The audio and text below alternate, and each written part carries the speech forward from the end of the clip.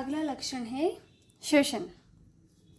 प्रत्येक सजीव जो होता है हर समय श्वसन करता है, चाहे वो जंतु हो चाहे पादप हो, सब श्वसन करते हैं और लगातार करते हैं। हम ऑक्सीजन लेते हैं, CO2 छोड़ते हैं। अब बताइए हम श्वसन क्यों करते हैं? सिंपल सा आंसर है, ऑक्सीजन लेने के लिए। पर ऑक्सीजन ही क्यों? वातावरण में तो बहुत सारी गैसेस पाई जाती हैं, पर हम ऑक्सीजन ही क्यों लेते हैं? और वापस जो बाकी की जो गैसेस हैं वापस क्यों छोड़ देते हैं वातावरण में? ऑक्सीजन का क्या इम्पोर्टेंस है? हम जो भी खाना खाते हैं, इसका आंसर है हम जो भी खाना खाते हैं उससे हमें ऊर्जा मिलती है, इसलिए हम भोजन करते हैं। ऊर्जा के लिए ही भोजन करते हैं ना। भोजन का पाचन होता है और लास्ट कंपाउंड जो होता है वो ग्लूकोज बनता है। हमको पता है ग्लूकोज से ही हमें हमारी बॉडी में जो है वो ऊर्जा मिलती है। कैसे? इस ऑक्सीजन का ऑक्सीडेशन होता है। जैसे कि हमने कोई भोजन किया और भोजन का लास्ट कंपाउंड क्या होता है? Glucose, H6, H12, O6। अब इसका क्या होता है? ऑक्सीडेशन होता है ऑक्सीजन की प्रेजेंस में। और ऑक्सीडेशन के बाद क्या होता है? CO2 बनती है और H2O यानी कि जल और 673 किलो कैलोरी एनर्जी रिलीज़ हो जाती है। यानी कि हमने जो भी भोजन किया उसका लास्ट कंपाउंड क्या बना? ग्लूकोज। ग्लूकोज का ऑक्सीडेशन होता है। ऑक्सीडेशन के लिए हमें ऑक्सीजन की आवश्यकता होती है, इसलिए हम वातावरण से सिर्फ ऑक्सीजन को ही ग्रहण करते हैं। जब हम ऑक्सीजन को ले लेते हैं श्वसन के द्वारा तो उसका क्या होता है? ऑक्सीडेशन होता है। किसका? ग्लूकोज का। और CO2 बन जाती है, जल बनता है और 663 किलो कैलोरी ऊर्जा जो है वो रिलीज़ होती है। अगर हम ऑक्सीजन नहीं लेंगे तो हमारे शरीर में ऊर्जा बनेगी ही नहीं। अगर ऊर्जा नहीं बनेगी तो हमारा हार्ट काम नहीं करेगा, हमारे फेफड़े काम नहीं करेंगे, हमारी किडनी काम नहीं करेगी। यानी हमारे बॉडी में जितने भी ऑर्गन पाए जाते हैं वो कोई काम नहीं करेगा। इनको काम करने के लिए ऊर्जा की आवश्यकता होती है और लगातार आवश्यकता होती है। और ये ऊर्जा कहाँ से मिलती है हमें?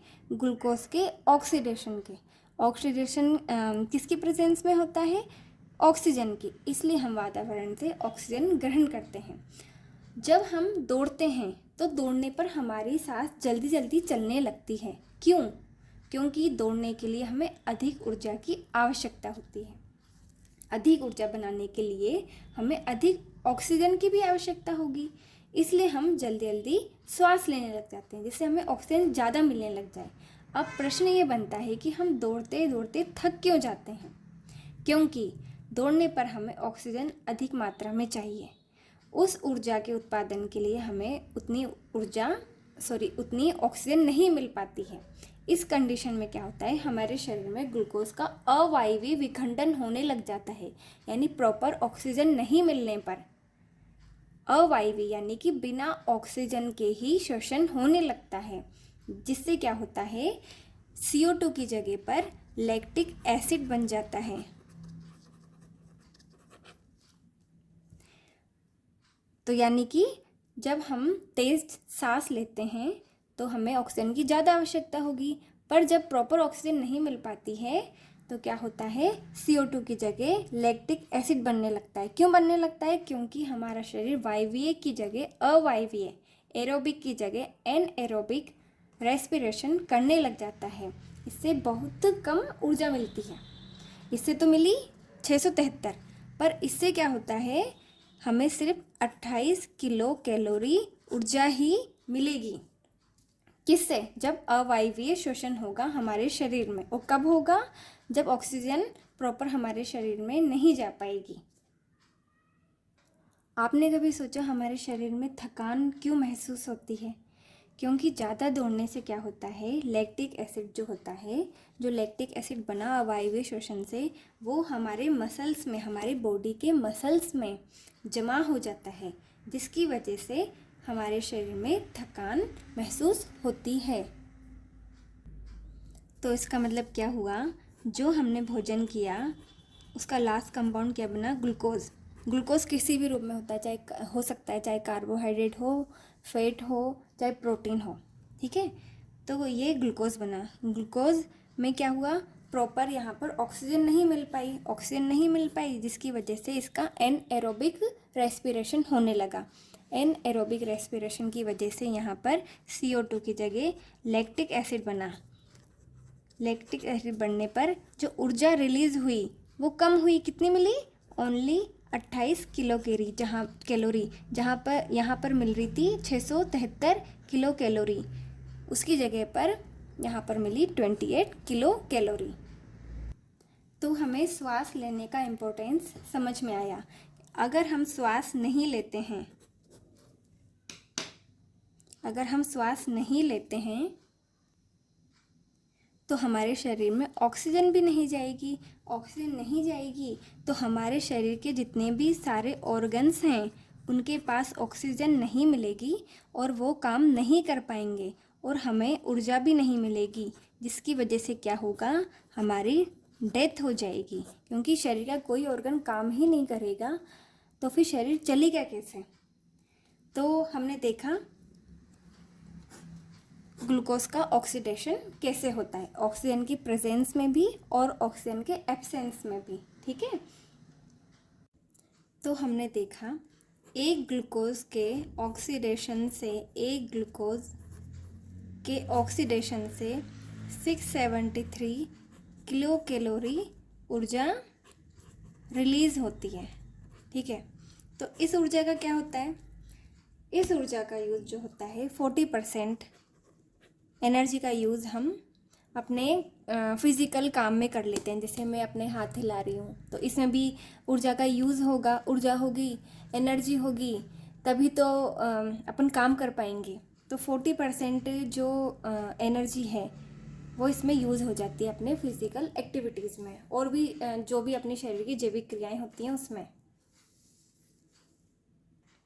बाकी की 60% का क्या होता है, बाकी की 60% जो एनर्जी होती है वो हीट के फॉर्म में, हीट यानी ऊष्मा के फॉर्म में मुक्त हो जाती है।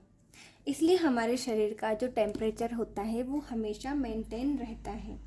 हम कितने भी सर्दी में चले जाएं, कितने भी टेम्परेचर पर चले जाएं, अपने शरीर का जो टेम्परेचर होता है वो 37 ही रहता है। अगर हम -10 डिग्री सेल्सियस में अगर चले जाएं तो क्या अपना शरीर जो है वो -10 का हो जाएगा? नहीं, अपना शरीर फिर भी 37 डिग्री सेल्सियस पर बना रहेगा, क्योंकि अपने शरीर में जितनी भी ऊर्जा रिलीज़ होती है ग्लूकोज के ऑक्सीडेशन से, उसमें 60% जो होती है वो हीट के फॉर्म में होती है। इसलिए सर्दी हो या गर्मी, हमारे शरीर का टेम्परेचर हमेशा 37 डिग्री सेल्सियस बना रहता है। ये हमें पता होना चाहिए कि हम श्वास क्यों लेते हैं, ऑक्सीजन ही क्यों लेते हैं। ये सारे इम्पोर्टेंस अपन ने श्वास के देख लिए। अब अपन देखते हैं कि श्वसन कितने प्रकार का होता है। श्वसन जो होता है वो 2 प्रकार का होता है। पहला एरोबिक, एरोबिक रेस्पिरेशन। दूसरा एनएरोबिक रेस्पिरेशन, वायवीय और अवायवीय।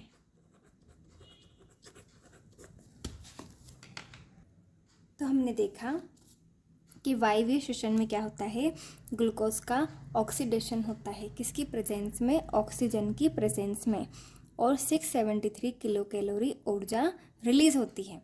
और अगर ऑक्सीजन हमें हमारी बॉडी में प्रॉपर नहीं मिल पाती है तो बिना ऑक्सीजन के ही श्वसन होने लगता है, जिसे बोलते हैं एनएरोबिक या फिर अवायवीय श्वसन, जिसमें CO2 की जगह क्या बनता है, लैक्टिक एसिड।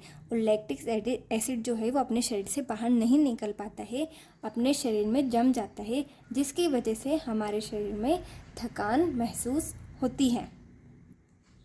श्वसन क्या है? श्वसन अपन ने देखा श्वसन के बारे में कि 2 प्रकार होते हैं, पर श्वसन होता क्या है, कौन सी क्रिया होती है। श्वसन जो है वो अपचयी यानी कैटाबोलिक रिएक्शन होती है। श्वसन जो होती है कैटाबोलिक रिएक्शन होती है। हमने थोड़ी देर पहले पढ़ा था पिछली वीडियो में कि अपने शरीर की जितनी भी रासायनिक क्रियाएं जो होती हैं वो मेटाबॉलिज्म होती हैं, जो 2 प्रकार की होती है, कैटाबोलिक और एनाबोलिक। एनाबोलिक भी लिख देती हूँ। एनाबोलिक यानी कि इसके हिंदी के नाम हैं, हिंदी में बोलेंगे इसे कैटाबोलिक को अपचयी क्रियाएं और एनाबोलिक को बोलेंगे उपचयी क्रियाएं। तो श्वसन जो होता है वो अपचयी क्रिया होती है। क्यों होती है? क्योंकि इसमें ऑक्सीजन की प्रेजेंस में ग्लूकोज का ऑक्सीडेशन होता है, जिसकी वजह से ऊर्जा रिलीज होती है, मुक्त होती है। तो श्वसन में जो ग्लूकोज ऑक्सीजन का यूज़ करके ऑक्सीडेशन होता है, जिससे CO2 H2O और ये एनर्जी रिलीज़ होती है, तो इसलिए इसे बोलते हैं, क्योंकि एनर्जी रिलीज़ होती है इसलिए इसे बोलते हैं कैटाबोलिक रिएक्शन। किसको? रेस्पिरेशन को, जिसमें 40% जो होता है ऊर्जा वो यूज़ होती है। जैसे कि अपन हाथ मलते हैं, जैसे ये हाथ मले, तो हाथ मलने में जितनी एनर्जी यूज़ हुई उसे बोलेंगे 40% मतलब यूज़ हुई, और 60% जैसे हाथ मले है ना, तो जितनी पावर का यूज़ हुआ अपना 40% हुआ 673 में। पर इसको मलने से जो हीट मिली, जो ऊष्मा मिली, अपना हाथ गर्म हो जाता है ना मलने से, तो ऊर्जा जो है हीट में कन्वर्ट हो गई, तो उस ऊष्मा को बोलेंगे अपन कि ये 60% काम आई। 673 में 40% जो है वो ऊर्जा मलने में, और जो हीट में कन्वर्ट हुई वो हुई 60% एनर्जी। ठीक है, ये एनर्जी अपने शरीर की सभी जैविक क्रियाएं, जितनी भी क्रियाएं होती हैं उन सभी में काम आती है। यानी कि सभी जैविक क्रियाएं जो हैं इसी एनर्जी से संपन्न होती हैं। अपन जैसे खाना खाते हैं, चाहे वो कार्बोहाइड्रेट हो, चाहे प्रोटीन हो, चाहे फैट हो, वो लास्ट में ग्लूकोज में चेंज होगा। अपन श्वसन लेंगे, श्वसन में अपन ऑक्सीजन क्यों लेंगे? क्योंकि ऑक्सीजन की प्रेजेंस में ही इसका ऑक्सीडेशन होगा ग्लूकोज का, और ये CO2 अपन जब बहिश्वसन करते हैं, ब्रीथिंग में बाहर निकालते हैं जो श्वसन के ऑक्सीजन के बदले में CO2, तो इसी से बनती है ग्लूकोज के ऑक्सीडेशन से। तो CO2 बाहर निकल गई और जल बनता है, और 673 किलो कैलोरी एनर्जी रिलीज़ होती है, जिसमें 40% अपने काम आती है जैविक क्रियाओं में, और 60% जो होती है वो हीट के फॉर्म में कन्वर्ट हो जाती है। इसी की वजह से अपनी बॉडी का टेम्परेचर 37 डिग्री सेल्सियस बना रहता है। ये हुआ अपना रेस्पिरेशन शॉर्ट में।